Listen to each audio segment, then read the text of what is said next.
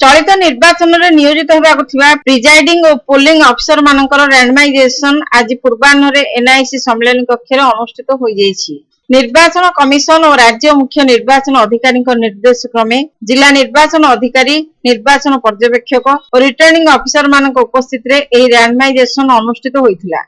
जिला निर्वाचन अधिकारी तथा जिलापाल सिद्धार्थ शंकर स्वाई अध्यक्षतार संपन्न होइथिला। पुरी लोकसभा निर्वाचन मंडली अंतर्गत पुरी ब्रह्मगिरी सत्यवादी और पिपिली विधानसभा निर्वाचन मंडली अनुष्ठित होइथिला एही रैंडमाइजेशन। निर्वाचन नियोजित मोट 6882 जन पोलिंग अफिसर मानकर रैंडमाइजेशन कंप्यूटर माध्यम साधारण पर्यवेक्षकों उपस्थित अनुष्ठित होइथिला। एथिरे मोट 1147 जन लेखाएं प्रिजाइडिंग और फास्ट पोलिंग अफिसर ठारू फिफ्थ पोलिंग अफिसर पर्यंत सामिल अछंती। शतकड़ा 10 भाग अधिक पोलिंग अफिसर को रिजर्व अफिसर भाव रखा जायछि। रैंडमाइजेशन रे 105 काकटपुर विधानसभा निर्वाचन मंडलीर रिटर्निंग अफिसर अतिरिक्त जिलापाल राजस्व कैलाश चंद्र नायक, 109 सत्यवादी विधानसभा निर्वाचन मंडलीर रिटर्निंग अफिसर अतिरिक्त जिलापाल प्रशासन शरत चंद्र बेहेरा, जिला परिषदर मुख्य उन्नयन अधिकारी तथा 108 ब्रह्मगिरी विधानसभा निर्वाचन मंडलीर रिटर्निंग अफिसर प्रियरंजन पृष्टि, 110 पिपिली विधानसभा निर्वाचन मंडलीर रिटर्निंग अफिसर